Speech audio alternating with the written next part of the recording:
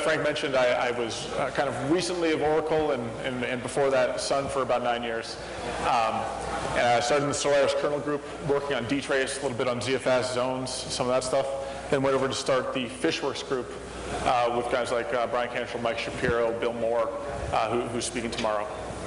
At Fishworks, we designed the Sun Storage 7000, got bought by Oracle, and most recently I'm working for a small company called Delphix. We specialize in database virtualization. Now, I'm not going to be talking about the stuff that I've been doing for the last 5 weeks. Instead, I'm going to be talking about some of the stuff I've done over the past 4 or 5 years in the ZFS community and as part of ZFS. So I was kind of struggling for what to call this talk. So you'll have to bear with me as I go through some of the revisions here. It's about RAIDz, so I started simply with RAIDz, but I wasn't really happy with that. So I decided to make it RAIDz, which is RAID5 for ZFS. Am I behind these or something? And that's not really right. So I was going to call it RAIDz, RAID5 for ZFS, sort of, but I thought that was too much of a tease. So then I decided to call it everything you could possibly want to know about RAIDz, and probably quite a bit more if you'll indulge me. But I thought that title was a little wordy and didn't really put asses in seats in kind of the way I was hoping for. So I said on this, everything you wanted to know about RAIDz, but we're afraid to ask. So this will be a bunch of different things about ZFS and RAIDz that I've worked on over the years. Hopefully touching on something for developers, sysadmins, and a variety of different topics. Feel free to jump in if you have any questions, and away we go. So first of all, what is RAIDz, or what is RAID? And it started as a redundant array of inexpensive disks, but that got changed in kind of the early 90s to independent disks. The term RAID was coined in 1988 in a seminal paper. But that paper didn't invent the concept of RAID. It was more describing effects which had already been in the market. RAID systems started in about 1986, 1987. But this was a paper which really codified these different RAID levels and defined what they were. The inexpensive changed into independent when you couldn't say it with a straight face anymore. So for example, I was given a quote. Now that I'm not at Oracle, I have the pleasure of trying to buy the same product that I made. Does anyone have a guess of what a list price is for a 1 terabyte SAS disk? It's a little lower than that. 1 terabyte SAS disk. 1 terabyte SAS disk? Yes. Like 800. Okay, it's closer to 1,300 is what the list price is from Oracle. Obviously. And you buy from Seagate. If you buy from Seagate, it's actually closer to $150, but I'm sure I didn't tell you that. Yeah. But anyway, so the notion of inexpensive in RAID has long past us, unfortunately. So different RAID levels, and I highlighted the ones that I think you're probably most familiar with. I'm not going to talk about them in too much detail. But we're all familiar with RAID 0, which is not really traditional RAID proper in that there is no real redundancy. Then there's RAID 1, which again is just mirroring, pretty simple. RAID 4, which you don't see too much, but it is useful for describing RAID 5. RAID 4 is kind of an n+1 parity system, typically using XOR to generate that parity. And then RAID 5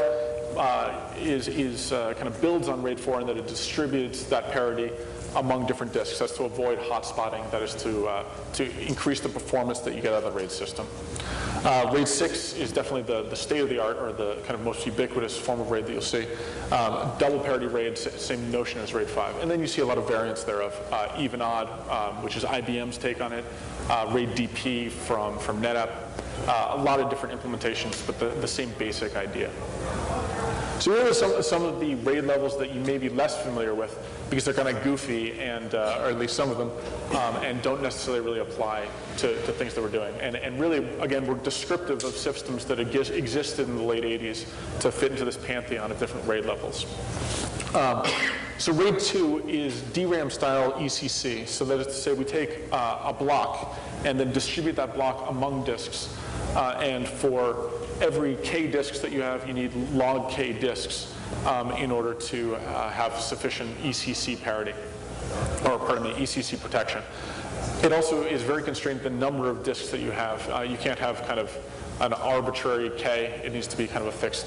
So that's why I don't think that I certainly have never seen a RAID 2 system. I'd be very surprised if anyone here had, because they're very goofy and kind of existed only really in that very small sliver of time. RAID 3 is a little more relevant.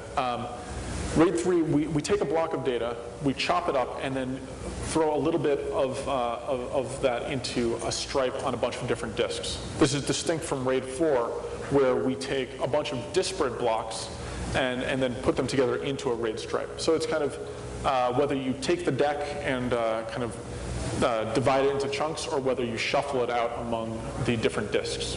Okay, so that's RAID 3. Now, you'll forgive me a little bit of vanity where I described RAID 7. This is a proposal that I had in an article last year for what RAID 7 should be defined as, which is to say generalized M plus N RAID. A special form of that would be say RAID N 7.3, which describes a triple parity RAID system, or 7.4, which describes a quadruple parity RAID system. I won't go into a tremendous amount of detail about why I think that's important, but I'd be happy to talk about that ad nauseum if anyone asks me about it later. Any questions about the RAID levels?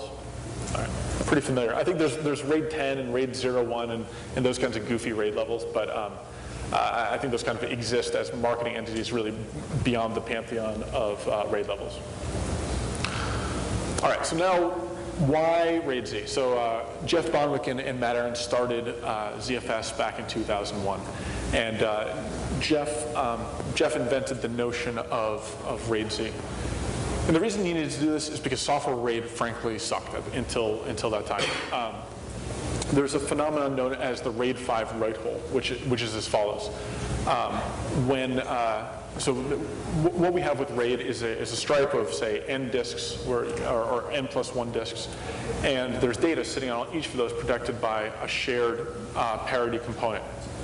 When I go to write a new block, I'd write to one of those disks and then need to update the parity. So there's this window in time where the parity doesn't protect the new data, it is reflective instead of the old data. So it creates this window of vulnerability where a power loss or panic or something of that nature would cause data to be lost or corruption to occur. So this is what Jeff described as the RAID5 write hole.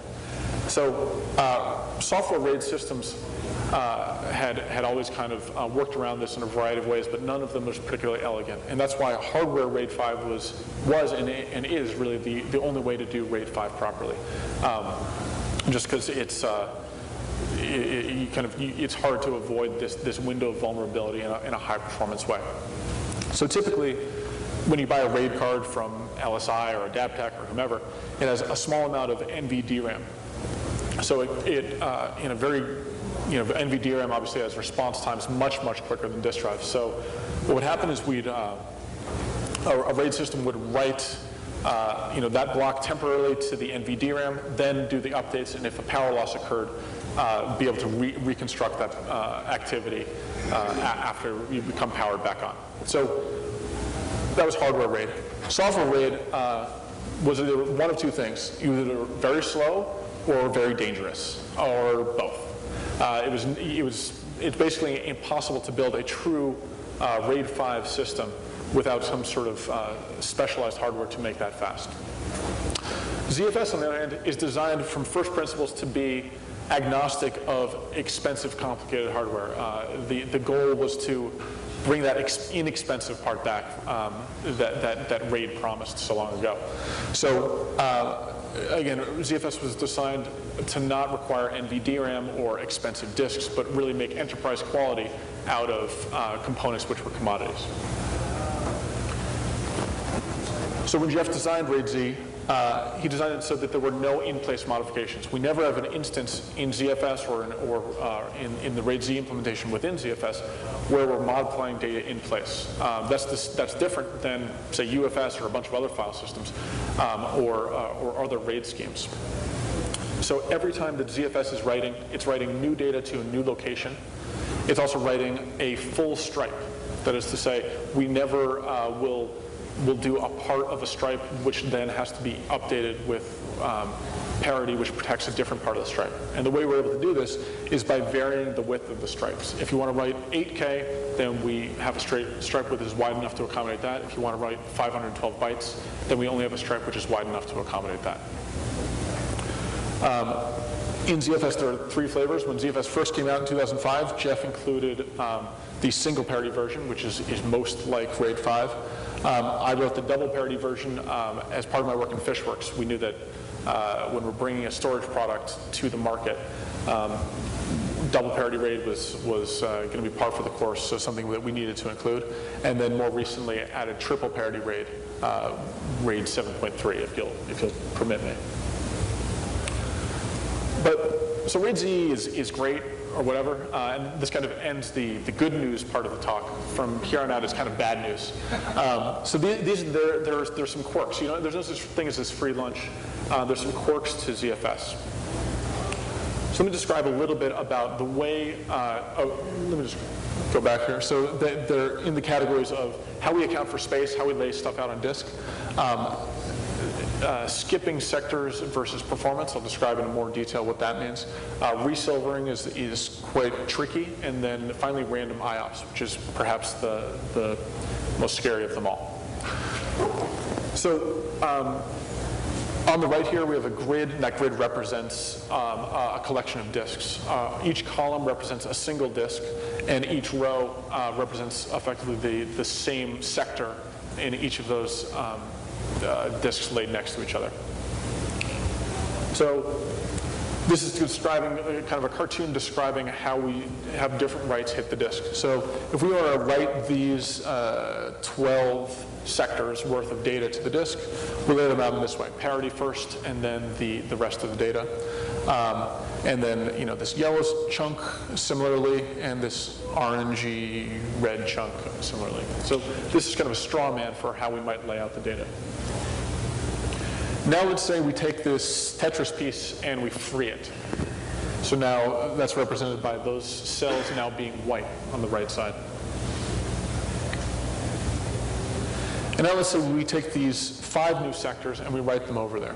So are those colors at all distinguishable? No, perfect, great. So those 5 are represented by this chunk, and this is a nominally different colored orange chunk, unfortunately represented on this. Yikes. Now here's something to note. We've got this white sector here.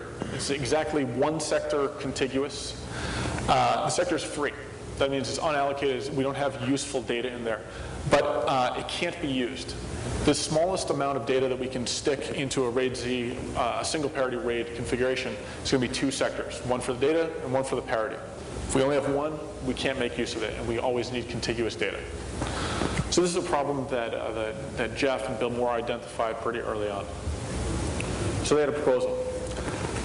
What we do is we round up the number of allocated sectors to the number of parity disks plus 1. So for single parity, that means all allocations should be an even number. For double parity, that means everything should be divisible by 3, et cetera. And then we'll skip the unused sectors. So in that first example, we can see that rather than writing these 15 sectors here, we wrote a 16th, which was unused, as denoted with that slash through it. These yellow guys are as they were, but just kind of shift a little bit. And then the red/orange ones are similarly shifted just a little bit.